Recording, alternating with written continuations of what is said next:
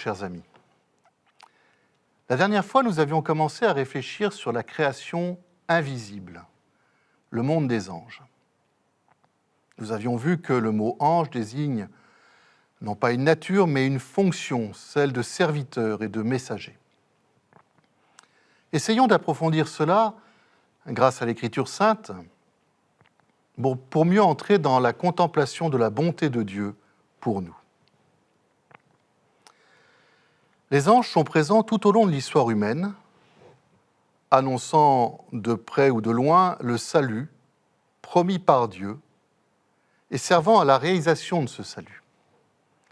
En voici quelques exemples. Ce sont eux qui ferment le paradis terrestre, qui protègent Lot, qui sauvent Agar et son enfant, qui arrêtent la main d'Abraham lors du sacrifice d'Isaac. La loi est communiquée aux hommes par leur ministère et ils conduisent le peuple de Dieu.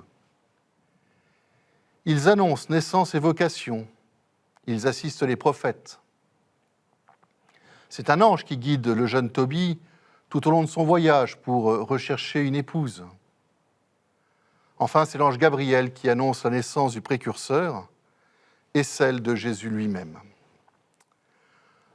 On voit bien là leur fonction d'être des messagers, des guides pour leurs frères humains. Pourquoi est-ce intéressant de noter cela ?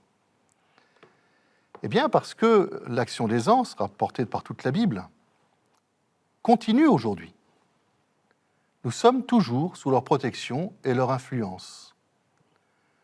Durant toute notre vie terrestre, ils ont toujours cette mission d'intercéder pour nous et de nous accompagner vers le salut, en nous faisant éviter le mal et agir bien. C'est de là que vient la foi en la présence d'un ange gardien aux côtés de chacun d'entre nous et de nos communautés humaines. Jésus d'ailleurs en parle spécifiquement. « Gardez-vous de mépriser aucun de ces petits, car je vous le dis, leur ange aux cieux voit constamment la face de mon Père qui est aux cieux. »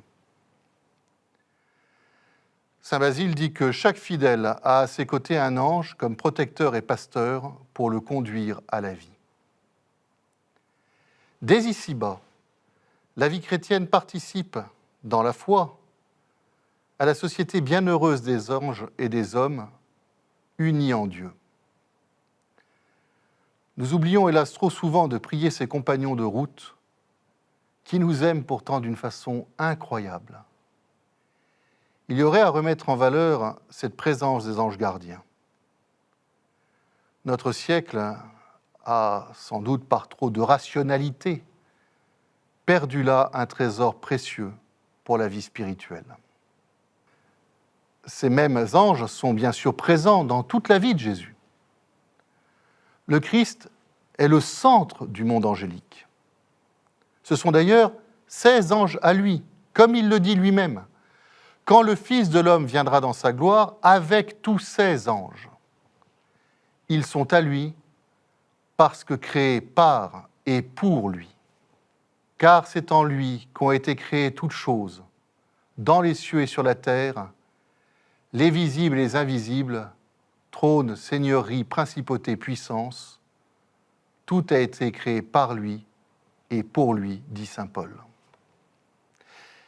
Ils sont à lui plus encore parce qu'il les a fait messagers de son plan de salut. Est-ce que tous ne sont pas des esprits chargés d'un ministère, envoyés en service pour ceux qui doivent hériter du salut ?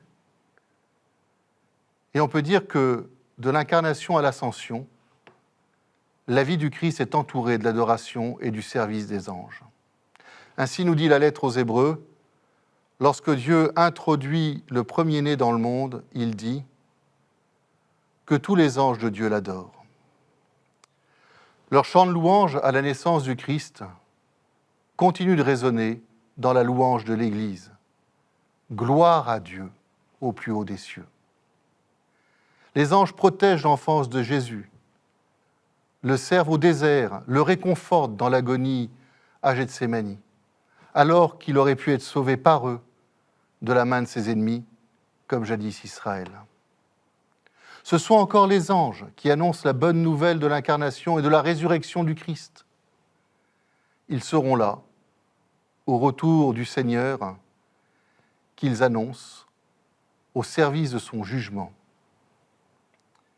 Et si les anges sont avec le Christ, ils le sont aussi avec l'Église, puisque l'Église est le corps mystique du Christ. Toute la vie de l'Église bénéficie de l'aide mystérieuse et puissante des anges. C'est pourquoi dans sa liturgie, l'Église se joint aux anges pour adorer le Seigneur 3 fois saint. La prochaine fois, nous verrons la création du monde visible. À très bientôt.